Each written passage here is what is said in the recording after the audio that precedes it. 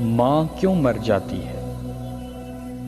بچپن میں جب کبھی اعلان ہوتا فلاں کی والدہ فوت ہو گئی ہے تو میں دوڑ کر گھر آتا اور ماں کے دامن سے لپٹ جاتا۔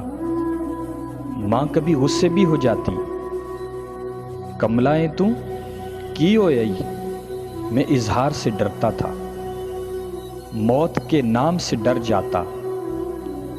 کبھی کبھی میں سوچتا کہ میں اپنی ماں سے پہلے مر جاؤں گا، لیکن پھر سوچتا کہ ماں بھی تو روئے گی، لیکن پھر اگلے ہی لمحے سوچتا کہ ماں کے تو اور بھی بیٹے ہیں، میرے پاس تو ایک ہی ماں ہے۔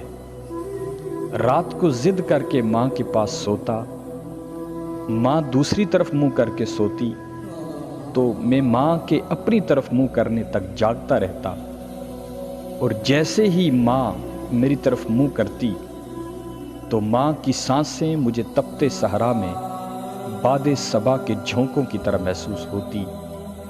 ماں کے جسم کی خوشبو مجھے مشک و عنبر سے زیادہ بھلی لگتی۔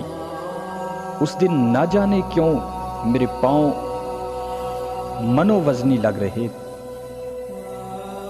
ماں مجھے الوداع کہنے دروازے تک آئی، میں رخصت ہو کر گلی کی نکڑ مڑ چکا تھا، لیکن میں دوڑ کر واپس آیا تو ماں گلی کی نکڑ کے قریب تک آ پہنچی تھی۔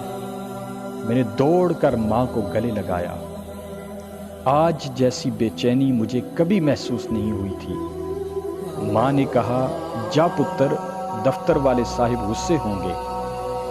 آخری بات ماں کی آج بھی مجھے رلا دیتی ہے، پتر تیری آواز نہیں آندی۔ اور آج میں سوچتا ہوں، ماں کہاں ہو تم؟ تمہاری آواز کیوں نہیں آتی؟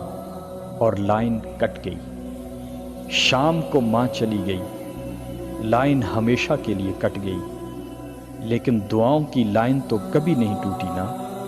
مائے او میری بھولی مائے، اگر تقدیر اجازت دیتی تیرے ساتھ اتر جاتا میں گور کے گھپ اندھیروں میں۔